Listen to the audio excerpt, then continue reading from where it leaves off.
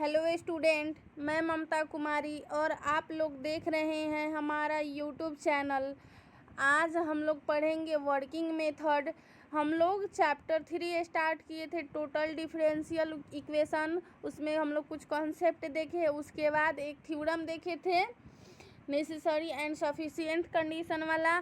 और आज हम लोग देखेंगे वर्किंग मेथड, यानी हम लोग को वर्क करने का मेथड देखेंगे, कौन कौन से मेथड पे कौन कौन सा क्वेश्चन बनेगा। तो हम लोग चलिए देखते हैं।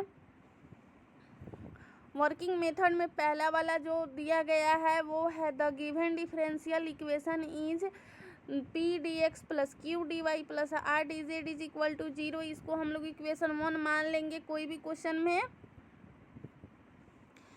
उसके बाद चेक करेंगे, check the condition of integrability is satisfied और नॉट। चेक करेंगे कि क्या वो कंडीशन इंटीग्रेशन में सेटिस्फाइड कर रहा है कि नहीं कर रहा है। तीसरा नंबर देखेंगे, there are 4 method to solve equation 1। तब उसके बाद हम लोग टोटल 4 मेथड होते हैं क्वेश्चन सॉल्व करने के लिए। टोटल 4 मेथड होते हैं जो यहाँ पे दिया गया है, और उसमें से देखते हैं हम लोग कि ये क्वेश्चन जो है, जो दिया गया क्वेश्चन, गिवन क्वेश्चन जो है, गिवन डिफरेंशियल इक्वेशन, वो कौन से मेथड पे बनेगा, कौन से मेथड को वो सेटिस्फाई कर रहा है, उसके अकॉर्डिंग हम लोग क्वेश्चन को सॉल्व करेंगे। तो फर्स्ट वाला मेथड है इंस्पेक्शन मेथड, दूसरा वाला मेथड है होमोजेनियस इक्वेशन, तीसरा नंबर है one variable regarded as constant, चौथा नंबर मेथड है यूज ऑफ ऑक्सिलरी इक्वेशन। आज हम लोग देखेंगे फर्स्ट नंबर मेथड इंस्पेक्शन मेथड, और इस पे हम लोग कुछ क्वेश्चन को भी सॉल्व करेंगे।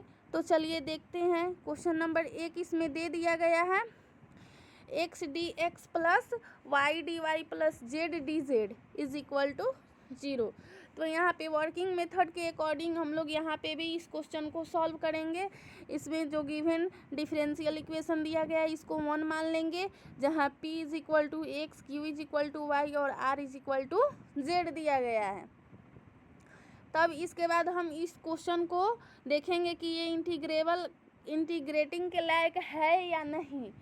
उसके बाद हम लोग इसको सॉल्व करेंगे। तो इसका फॉर्मूला होता है, इसके पिछले वाले थ्योरम में हम लोग देखे हैं, पी डेल एक्स और del Q upon del Z minus del R upon del Y plus Q del R upon del X minus del P upon del Z. उसी तरह से यहाँ पे लिखा गया है। उसके बाद इसके जगह पे इसका वैल्यू पुट किया गया है, पी के जगह पर एक्स और डेल क्यू का वैल्यू जेड के फॉर्म में करेंगे तो 0 माइनस 0 आएगा, यानी ये पी, इसको P del P upon del x, यही सबको हम लोग को डिफ्रेंशिएट करना है, एक्स के रिस्पेक्ट में, वाई के रिस्पेक्ट में और जेड के रिस्पेक्ट में, और यही सबका वैल्यू यहाँ पे हम लोग लिखे हैं। तो डिफ्रेंशिएट किया गया है तो सबका वैल्यू 0 आया है, यानी हम लोग को कैलकुलेट करने पे इसका वैल्यू 0 आया है। Hence the condition of integrability is satisfied from 1 we have x dx plus y dy plus z dz, यानी जो इक्वेशन गिवन कंडीशन 1 जो दिया गया है वो इंटीग्रेबल को सेटिस्फाई करता है। तो अब हम लोग इसको पहले इसको सॉल्व करेंगे। 2 से सब में मल्टीप्लाई किए हैं तो 2x dx plus 2y dy plus 2z dz, यहाँ से हम लोग d को कॉमन कर लिए हैं तो आया है X square plus Y square plus Z square is equal to 0। इसको इंटीग्रेट किया गया है तो X square plus Y square plus Z square is equal to C1, जहाँ C1 एक कांस्टेंट टर्म है, और ये हम लोग का रिक्वायर्ड कंप्लीट सॉल्यूशन हो गया क्वेश्चन नंबर 1 का। अब हम लोग मेथड 1 पे ही हम लोग क्वेश्चन नंबर 2 देखेंगे, जो इसमें इस प्रकार से दिया गया है,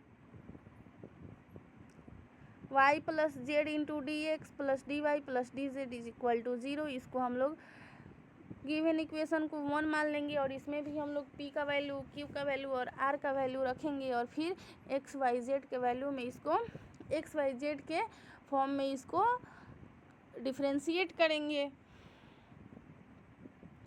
डिफ्रेंशिएट करने के बाद इसका वैल्यू पुट करेंगे तो 0 आ जाएगा, तो वो हम लोग का इंटीग्रेबल हो जाएगा, इंटीग्रेटिंग को सेटिस्फाई वो कर जाएगा।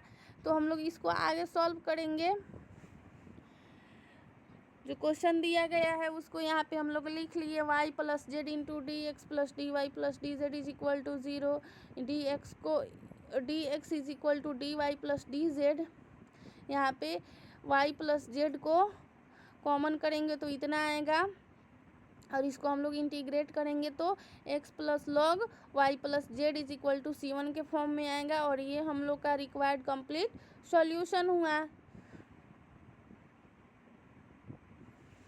अब हम लोग तीसरा नंबर क्वेश्चन देखेंगे, Y square plus Z square minus X square into D X minus 2xy into D Y minus 2xz into D Z is equal to 0।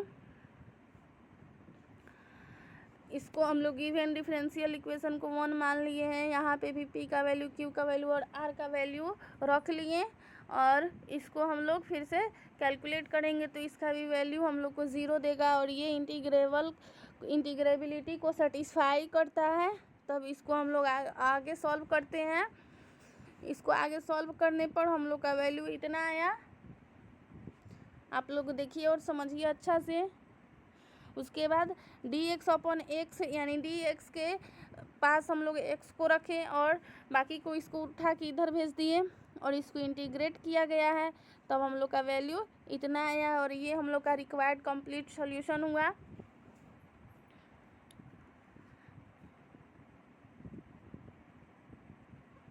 ये रहा हम लोग का मेथड 1 पे 3 क्वेश्चन। अब हम लोग देखेंगे नेक्स्ट क्लास में मेथड 2 पे क्वेश्चन, मेथड 2 पे कैसे सॉल्व किया जाता है, मेथड 3 पे कैसे सॉल्व किया जाता है, और मेथड 4 पे कैसे सॉल्व किया जाता है।